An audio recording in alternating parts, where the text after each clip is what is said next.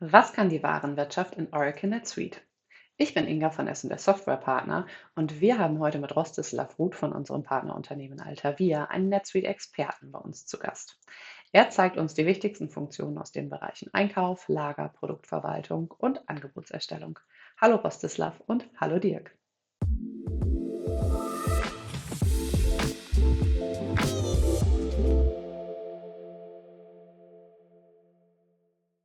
Danke, Inga. Hallo, Rostislav. Du bist Spezialist für NetSuite und speziell für die Warenwirtschaft, ne? Ja, hallo Dirk, danke, dass ich hier sein darf. Und genau, ich bin der Ja. Spezialist bei Altavia, wenn es um die Warenwirtschaft geht. Ja.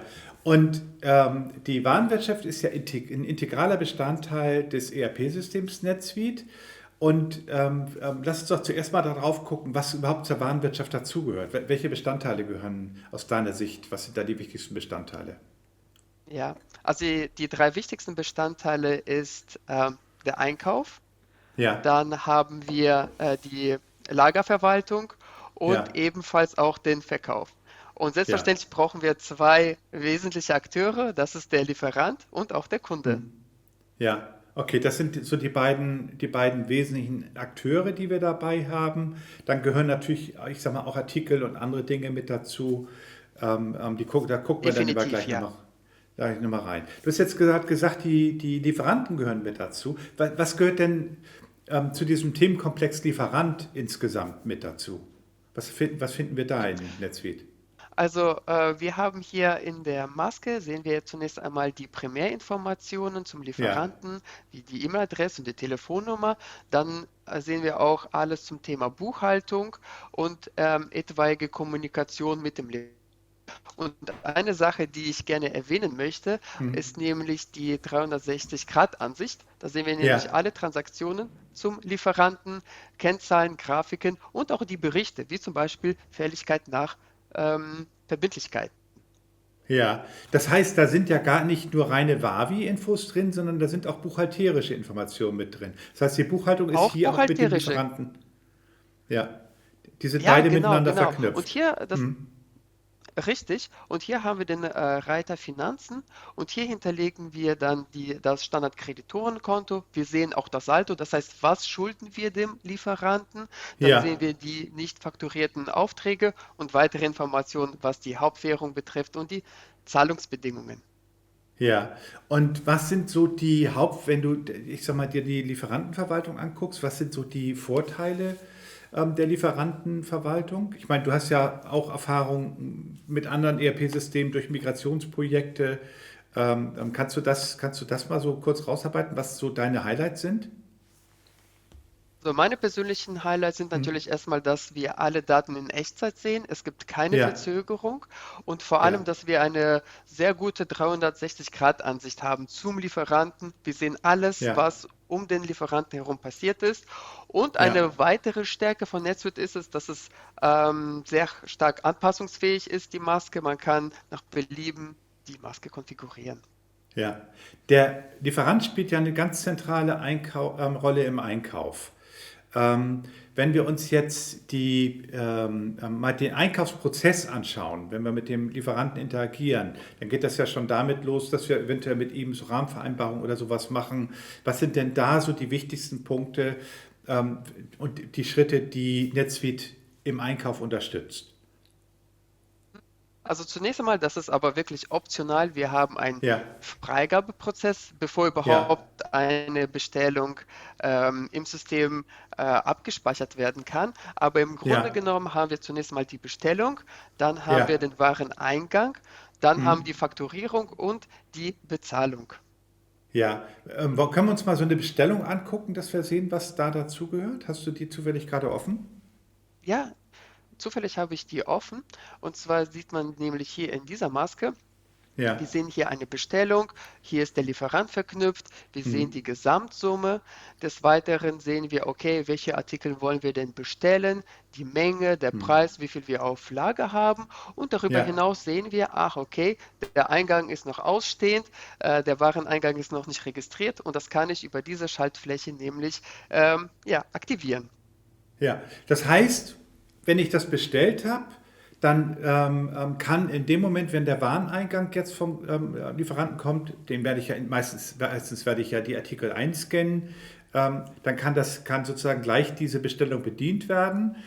Es ist auch möglich zu sagen, ich habe hier eine Bestellung und jetzt kommt da 2, 3 Teillieferungen und die zuzuordnen an der Stelle? Ja, ja, selbstverständlich. Das Hm? machen wir nämlich auch in der Bestellung. Das muss dann im Vorfeld diese Teillieferungen deklariert werden. Ja, okay. Und dann kommt ja nachher eine Rechnung. Die Rechnung wird wahrscheinlich gegen diese Bestellung und gegen die Lieferung dann abgeprüft. Und dann kann ich den ganzen Vorgang abschließen. Ähm, Im Genauso ist Regelfall es. werde ich dann noch diese Rechnung bezahlen müssen, aber das ist ein anderes Thema. Das besprechen wir dann mit dem Finanzbuchhaltungsexperten. Ne? Ähm, Genau, ja. Lass mal, wenn wir jetzt bestellt haben und die Ware und wir haben den Einkauf gemacht und der Lieferant hat die Ware geliefert, dann sind wir im Lager. So, das ist ja, ein ganz wichtiger Aspekt von NetSuite. Habe ich ein Lager, habe ich mehrere Lager oder wie muss ich mir das vorstellen? Wie funktioniert die Lagerverwaltung allgemein erstmal? Ja, die Lagerverwaltung, da müssen wir bestimmte Aspekte betrachten. Also Ja, zunächst einmal geht es darum, die Warenströme zu registrieren. Das heißt, was kommt ja, ins Lager rein, was ja, verlässt das Lager. ja, Natürlich müssen wir auch innerhalb des Lagers die Verwaltung durchführen. Das heißt, wenn die ja, Ware ankommt, bleibt sie nicht einfach so stehen. Sie muss an eine bestimmte Stellfläche abgelegt ja, werden. Und die zwei, oder das richtige Stichwort, was du genannt hast, bezüglich der Anzahl der Lager. Also wenn ich wirklich nur hm, ein einzelnes Lager habe, dann geht es hm, nur darum, um die Transaktionen, die Bewegung der Ströme. Aber habe ich ja, mehrere Lager, dann kommt es darauf an, okay, was ist mein Hauptlager, was ist mein Nebenlager. Vielleicht möchte ja, ich aber auch Artikel zwischen den Lagern verschieben und versenden. ja. Das können wir nämlich auch in NetSuite abbilden. Hast du hier mehrere Lager definiert in deinem System? Könnte man das mal sehen, wie die strukturiert sind? Ich habe es tatsächlich nicht hier Du hast nur ein notiert. Lager, okay. Ja, dann Ja, funktioniert das ein nicht. Aber Lager. ähm, weil dann können wir ja auch nicht umlagern. Aber dann lass uns doch nochmal diesen Einlagerungsprozess angucken. Ich bekomme jetzt einen Artikel, ich stehe an der Rampe oder wie auch immer das hier bei mir organisiert ist und nehme die Paletten auf. Ähm, Wie kann ich jetzt den Wareneingang automatisieren, um hier möglichst effizient zu arbeiten und damit meine Lagerarbeiter nicht immer an den Computer gehen müssen? Ja, das ist eine sehr gute Frage. Und zwar, es gibt natürlich einen Technologieeinsatz, der halt Hm. mit NetSuite eingebunden wird, und zwar Ja, das sogenannte Handheld, ein kleines ja, elektronisches Gerät. Und damit ja. können dann, sobald dann etwas im Lager ankommt, durch dieses Gerät registriert werden und die Hm. Information wird direkt zu NetSuite rübergespielt. Hm. Also was für ein Produkt, welche Stellfläche, zu welcher Anzahl Ja, und natürlich auch zu welchem Preis. ja. Das heißt, ich kann so ein MDE, so eine mobile Datenerfassungseinheit von Zebra oder von wem auch immer integrieren. Die laufen ja häufig Android-basiert und dann direkt anbinden. Und dann kann ich darüber meine ganzen Lagerbewegungen in NetSuite organisieren. Richtig? Ja, genau. Oder Ja, beispielsweise, wenn du ein Inventar durchführen möchtest, dann geht es ja auch darum, okay, was habe ich ja, denn überhaupt auf Lager? Was ist denn ja, der Ist-Zustand? Und damit kannst ja. du auch diese kleinen Helferlein verwenden. Ja, hatten wir eben beim Einkauf schon gesehen, hattest du ja einen Artikel zu dieser Bestellung hinzugefügt.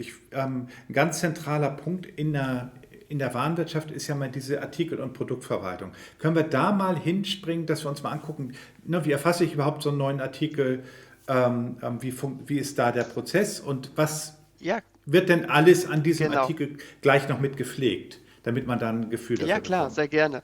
Also, bevor wir überhaupt einen Artikel anlegen, müssen wir erstmal definieren, um was für einen Artikel handelt es sich denn Ja, hierbei.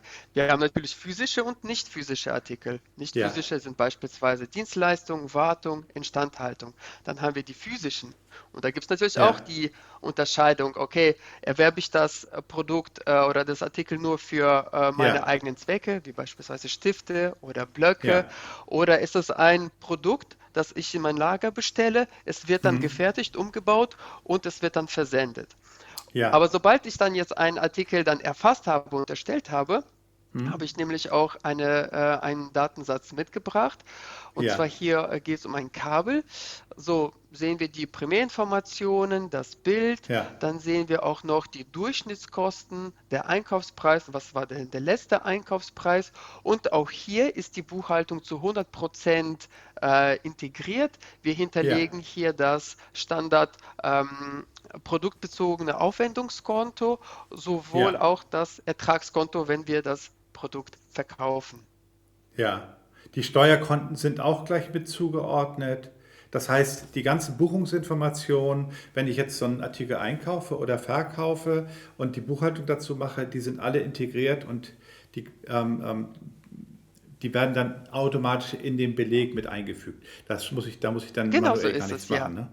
Ja. Richtig, ganz Ähm, genau. Und ich sehe natürlich auch alle Transaktionen, die zu diesem Artikel gelaufen sind. Ja, Ja, da sind jetzt eine ganze Menge Reiter, bist du jetzt nicht im ja, Einzelnen durchgegangen. Macht das Sinn, vielleicht nochmal auf den einen oder anderen Reiter hinzuweisen? ja, klar. Also hier zum Beispiel Einkaufsbestand. Hier definieren wir, okay, wie viel vom Artikel haben wir denn, auf welche Ja, Lagern, was denn der aktuelle Lagerbestand ist und der Wert. Und auch eine andere Sache, auf die ich hinweisen möchte, und zwar ist das hier der Online-Shop. Vielleicht, wenn wir noch zu ja, diesem Thema E-Commerce kommen, von hier ja. aus kann ich Spielt die eine Daten, wichtige die im Rolle, ne? Netzwerk hinterlegt sind, direkt genau, zu einem Webshop Ja. übertragen werden. Das spart ja viel Geld. Also ich weiß, ich kenne viele Unternehmen, die haben ERP-Systeme und neben dem ERP dann noch ein Produktinformationsmanagement, wo dann die Beschreibung, die ganzen Bilder und so weiter sind. Wir haben jetzt eben schon gesehen, du hattest schon Bilder. Und kann ich hier dann auch die Beschreibung in mehreren Sprachen abdecken, falls ich mehrere Shops bedienen will? Ja, genau. Ich kann jetzt die Felder anlegen und danach in Ja, verschiedenen Sprachen, und diese Daten werden direkt zu dem Webshop hinterlegt, wie beispielsweise ja, Shopify. Das hatten wir neulich bei einem ja. Kunden so gemacht. Ja, ja. Also wir wollen jetzt gar keine Werbung machen. Das geht natürlich auch mit Ja, Oxid und mit Shopware und mit Magento, beziehungsweise wie heißt der jetzt? Adobe Shop oder sowas heißen die jetzt, glaube ich. Haben äh, ja umfirmiert. Das heißt, ich habe hier eine nahtlose und eine direkte Integration und die können sogar in Echtzeit miteinander sprechen. Ne? Das heißt, ich weiß nicht nur die Artikeldaten, sondern ich weiß dann wahrscheinlich auch, oder beziehungsweise mein Shop weiß auch, dass ich jetzt von diesem Kabel noch 150 Stück am Lager habe und wenn jemand 250 bestellen will, dann geht das halt nicht. Ne? genau so ist es, richtig. Ja. Das heißt, wir können die Artikeldaten, da können wir jetzt schon mal vorgreifen. Das heißt natürlich auch, aber ein E-Commerce-Video werden wir nochmal extra machen, auch die ganzen Transaktionen. Mhm. Und Ja, die ja. werden auch alle mit gespiegelt und alles, was im Shop passiert, kann ich in NetSuite abbilden. Ich kann den Shop also quasi komplett heraus aus NetSuite betreiben und muss mich gar nicht darum kümmern, den Shop zu bespielen, da mich um die Aufträge zu kümmern, um die Produkte zu kümmern. Das Ja, macht genau NetSuite so an ist der es. Stelle für dich. Ne? Das hatten wir Ja, nämlich auch für einen Kunden ebenfalls so gemacht, dass wir ja, und da gibt es nämlich in NetSuite so eine Funktion, aus ja, NetSuite heraus einen eigenen Webshop erstellen, und das ja, macht natürlich die Sache viel einfacher und kostengünstiger, und ja. wir haben auch schon die ganzen Felder in NetSuite hinterlegt und sagen, okay, diese Daten müssen alle zu meinem selbst erstellten Webshop übertragen Ja, werden. ja, ja, ja. Ähm, wir sind ja jetzt schon, wenn wir beim Shop sind, sind wir ja schon beim Thema Verkauf. Ne? Lass uns das Thema Verkauf mal ein bisschen globaler angehen. Was gehört dann alles zum Verkauf für dich dazu in NetSuite? Ja, also zunächst einmal würde ich das Angebot dazu zählen. Ja, wollen wir da schon mal vielleicht Also direkt erstmal, hinspringen? Magst du mal ein Angebot zeigen? ja, ja, genau. Und zwar hier habe ich ein Angebot, Ja, und hier sehe ich erstmal die Hauptinformation, wer ist denn der Kunde, was ist denn die Gesamtsumme, und dann sehe ich von hier, okay, um was für einen Artikel handelt sich das, habe ich hier auch, ja, ist auch ein Rabatt hinterlegt, der ja, Preis und so weiter und so fort. Und ebenfalls auch hier haben wir die Möglichkeit, von dem Angebot zu einem Kundenauftrag zu springen. ja, okay. Das heißt, ich erstelle ein Angebot. Wenn der Kunde das Angebot annimmt, dann erzeuge ich den Kundenauftrag. Ich kann aber auch ohne Angebot Richtig. wahrscheinlich arbeiten. Wenn ein Kunde mich anruft und sagt, ich möchte das und das haben, oder wenn der sozusagen der Kauf direkt aus dem Webshop kommt, dann kann der Kauf natürlich ohne das Angebot angelegt werden, ne? Richtig, ganz genau, genau. Aber es ist Ja, ja so ja, dieser Standardprozess, den es ja, halt so gibt. Ne, mit erstmal ja, Angebot, dann kommt der Warenausgang, dann kommt die ja, Ausgangsrechnung und die Bezahlung. ja. Ähm, kann ich jetzt hier in dem Angebot, wenn ich jetzt zum Beispiel da noch einen Rabatt einräumen will, kann ich das hier im Angebot direkt machen? Oder wie verwaltet NetSuite normalerweise meine Rabatte? Ja, einen Rabatt kann ich auf unterschiedlichste Art und Weisen hinterlegen. Ja, Einmal beim Lieferanten, ja, dann beim Kunden, ja, dann beim Artikel selbst oder beim Auftrag. okay, Das nämlich, da haben wir auch die Möglichkeit. Dann haben wir auch noch ja, die Möglichkeit, dass wir einen Rabattartikel erstellen. Den müssen wir dann in ja. dem Auftrag einbinden. Und vergessen wir auch nicht die Zahlungsbedingungen. 2% Skonto, wenn innerhalb von 10 Tagen bezahlt wird. Das ist dann auch eine Art von Rabattierung. Ja, okay. Das sind dann Zahlungsbedingungen und Rabatte, ist aber auch, glaube ich, nochmal ein Thema für ein eigenes Video, Ja, ähm, weil das sollten wir uns dann definitiv. da nochmal im Detail angucken. Hast du jetzt rund um das Thema Einkauf, Verkauf irgendwelche anderen Besonderheiten, wo du sagen würdest, Mensch, da will ich nochmal mit dir zusammen hingucken an der Stelle? Ja, auf eine Sache, die ich, wenn es um Angebot geht, auf die Kundenseite würde ich gerne springen, Ja, wenn es für dich in Ordnung ist. ja, gerne. Und zwar, hier ist es nämlich so ähnlich gestaltet wie bei dem Lieferanten selber, dass wir erstmal die Ja, Hauptinformationen haben, die hinterlegt sind, wie Name, E-Mail-Adresse, dann ja, etwaige Kommunikation, die mit dem Kunden stattgefunden hat. Und auch hier möchte ich das ansprechen, haben wir auch die Buchhaltung, die zu 100% integriert ist. Hier hinterlegen wir das Standard-Debitorenkonto. Wir sehen das Saldo, das heißt, was schuldet der Kunde uns und natürlich weitere Informationen wie die Hauptwährung und so weiter und so fort. ja. Und alles, was wir da jetzt gezeigt haben, das ist ja alles Standard, ne? Also wir haben jetzt hier wirklich im Moment nur Das den ist NetSuite Standard gezeigt. Wenn jemand was Besonderes haben will, dann haben wir immer noch die Möglichkeit, das individueller auszuprägen oder zu erweitern an der Stelle, ne? ja definitiv, definitiv. Und Ja. das macht auch NetSuite aus, diese hohe Anpassungsfähigkeit. Ja. Können wir nochmal auf die Steuerdaten gucken? Weil was ich wichtig finde auch immer ist ja, dass man zuordnet. So ein Kunde kann ja sein, dass der in Deutschland ist, wenn der in der Schweiz sitzt oder im anderen EFTA-Staat ist oder außerhalb der EU ist oder in Deutschland. Der wird ja unterschiedlich behandelt. Wird das hier auch direkt berücksichtigt oder muss ich dazu noch irgendwie was Besonderes machen an der Stelle? Ja, genau. Also an dieser Stelle muss man halt berücksichtigen, um was für einen Ja, Kunden handelt es sich denn hierbei, wenn wir Geschäfte betreiben mit einem Lieferanten oder mit einem Kunden, Entschuldigung, mit einem Kunden ja, innerhalb der EU. Da haben wir unterschiedliche Steuerregelungen, wenn wir zum Beispiel jemanden haben, der außerhalb der EU seinen Wohnsitz ja, hat. Und hier können wir das halt nämlich auch hinterlegen, wie zum Beispiel mit der Umsatzsteuer. Äh, ja, Identifikationsnummer, die dann ja. Das ebenfalls auch heißt, hier hinterlegt wird und der zwar wird hier. Ja, das heißt, der wird da in dem Moment zugeordnet. Wir haben die Umsatzsteuer-ID drin, sodass diese ganzen Prozesse, egal ob der jetzt im Inland ist oder im Ausland ist, auch automatisch mit passieren. Und also ich mache mal einen ganz komplizierten Mhm. Fall. Angenommen, wir haben ein Lager in Frankreich, ja, wir sitzen selber in Deutschland und der Kunde sitzt in Polen.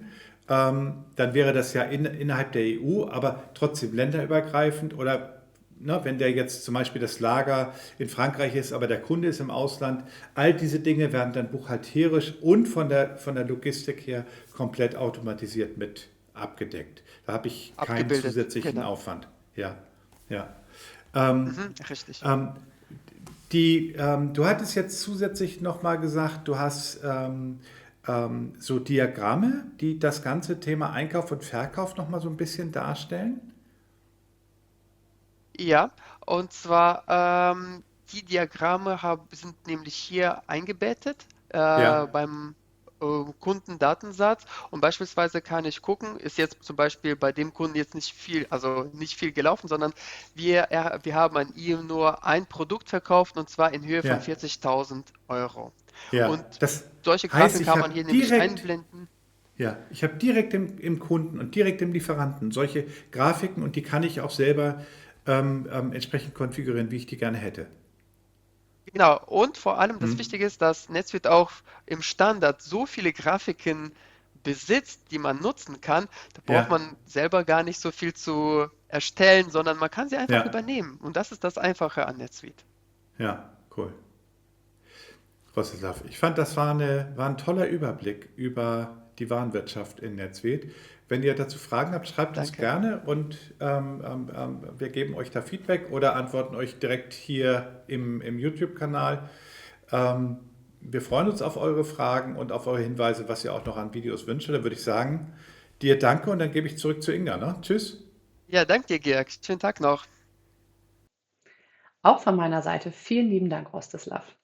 Wenn du jetzt noch Fragen haben solltest zum Thema Warenwirtschaft in Oracle NetSuite, dann komm gerne auf uns zu. Unsere Kontaktdaten findest du unten in der Beschreibung zum Video. Bis zum nächsten Mal.